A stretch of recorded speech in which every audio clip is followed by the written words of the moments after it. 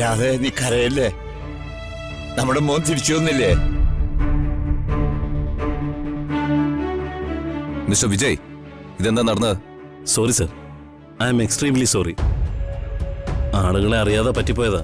ഇങ്ങനെയാണോ എന്റെ അച്ഛനെയും അമ്മയും ചേച്ചിയും ട്രീറ്റ് ചെയ്യേണ്ടത്?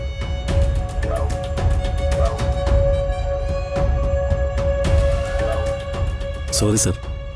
മോനെ, ഇത് ഇദ്ദേഹത്തിന്റെ തെറ്റല്ല. ഞങ്ങൾ ആരാണെന്ന സത്യം ഇദ്ദേഹത്തോട് പറഞ്ഞില്ല. അതിനു മുൻപ് ഇവനും ഇവളും കൂടി ഞങ്ങളുടെ നേരെ പാഞ്ഞെടുക്കുമായിരുന്നു.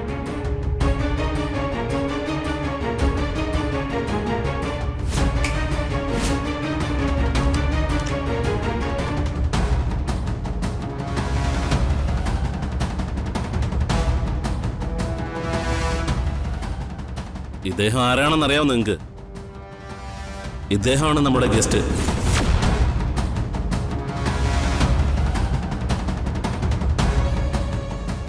ഇദ്ദേഹത്തെ വെൽക്കം ചെയ്യാനാ നമ്മൾ വെയിറ്റ് ചെയ്തത്.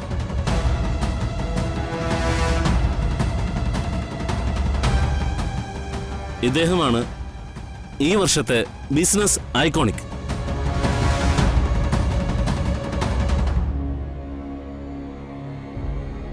Young iconic mister ആർവി.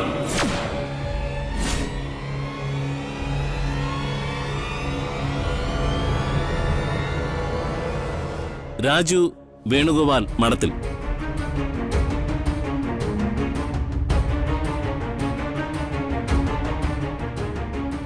മാഡം ആർവിഎമ്മിനെ അറിയില്ലേ? പാഞ്ചമാരയിലെ ഫ്ലാറ്റിൽ വന്നിട്ടുണ്ടെന്ന് കുറച്ചു മുമ്പേ തള്ളിയതാണല്ലോ.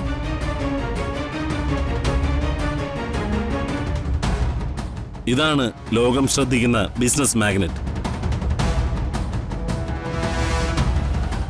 ആർവിഎം എന്ന് കേട്ടപ്പോ ഞാനൊരു 60 വയസ്സാ പ്രതീക്ഷിച്ചേ. ഇതൊരു ചെറുപ്പക്കാരനല്ലേ? ഇദ്ദേഹത്തെ നമ്മൾ ഇതിനു മുമ്പ് കണ്ടിട്ടില്ല. അതെന്താന്ന് വെച്ചാ ഇദ്ദേഹം മീഡിയയ്ക്ക് മുന്നിൽ വരാൻ മടിക്കുന്ന ഒരു ബിസിനസ്സുകാരനാണ്. എന്താടി നീ ഇങ്ങനെ അന്തം വിട്ടു നോക്കണേ? ഇത് നമ്മുടെ മോൻ തന്നെയാ, രാജു. എന്റെ ആങ്ങളെ വിദേശത്ത് പോയി കാശുകാരനായെന്നൊക്കെ എനിക്കറിയാം. പക്ഷെ ഇത്രയും കാശുകാരനായെന്ന് ഞാൻ ഇപ്പോഴാ അറിയുന്ന. അയ്യോ, കോടീശ്വരനല്ലേ? രാധമ്മേ, നിന്റെ മകൻ രാജു രാജുവായിട്ട് മാത്രമല്ല വന്നിരിക്കണേ, രാജാവായിട്ട് കൂടിയാ.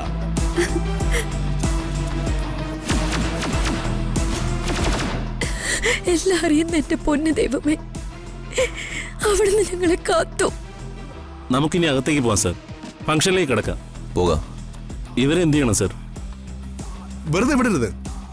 എന്തെല്ലാം അപവാദങ്ങളാ ഇവനും ഇവളും കൂടെ പറഞ്ഞുണ്ടാക്കിയത്. ഒരു പൊട്ടിയിരെങ്കിലും വെച്ചു കൊടുക്കണം. അത്രയ്ക്ക് മോശത്തരങ്ങളാ ഇവരെ വിളിച്ച് പറഞ്ഞത്.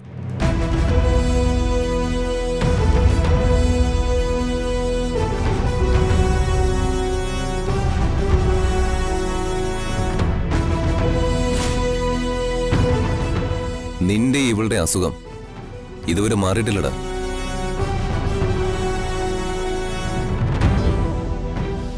മാറിയാലും മാറിയില്ലെങ്കിലും തൽക്കാലം നിങ്ങളെ ഞാൻ വെറുതെ വിട്ടിരിക്കുന്നു.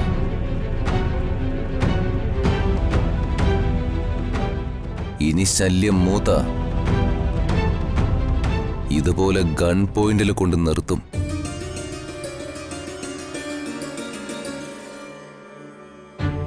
ഇവരെ രണ്ടുപേരും പിടിച്ച് പുറത്താക്കിയേക്ക്.